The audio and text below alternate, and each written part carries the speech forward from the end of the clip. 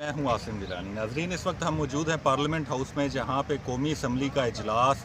आज दूसरे दिन भी जारी रहा, जहां पे मैशियत और महंगाई के हवाले से बहस की गई। लेकिन ये बहस बड़े खुशगवार अंदाज से 2 दिनों से चल रही थी, लेकिन कल भी हमने देखा और आज भी कि किस तरह इस बहस को सबूताज किया गया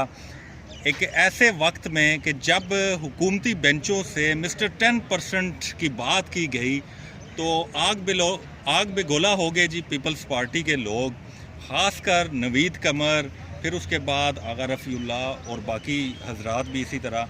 कि क्यों मिस्टर 10% का नाम लिया जा रहा है। ये मिस्टर 10% कौन है, क्या है और इसके पीछे कहानी क्या है, इस हवाले से तो आवाम जानती होगी। अगर नहीं जानते तो इस हवाले से हम आपको बताते हैं कि माजी में नून लीग और PTI साबिक सदर आसिफ अली जरदारी को मिस्टर 10% के नाम से याद करती थी। आज जब हुकूमती बेंचों से दोबारा से ये कहा गया कि गूगल को अगर सर्च करे तो वहाँ पे भी मिस्टर 10% के इशारे मिलते हैं। इसी तरह उन्होंने एक अखबार का भी हवाला दिया और कहा कि क्या पीपल्स पार्टी ने उन पर कोई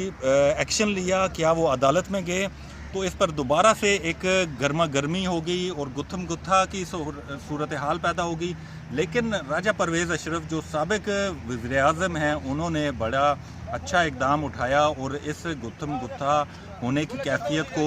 ना होने दिया, जिसकी वजह से जो आज का इजलास था वो मुलतवी कर दिया गया। अब देखना ये है कि कल तुर्की के सदर रजब तैयब एर्दोगान ने पार्लियामेंट के मुश्तरका सेशन से ख़िताब करना है, तो इस हवाले से क्या अपोजिशन कोई एहतजाज का लाया अमल बनाएगी कि नहीं, इस पर स्पीकर कौमी असम्बली असद कैसर और बाकी जो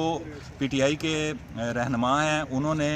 अपोजिशन की जमातों से राब्ते शुरू कर रखे हैं ताकि कल किसी भी किस्म के एहतजाज को ना होने दिया जाए।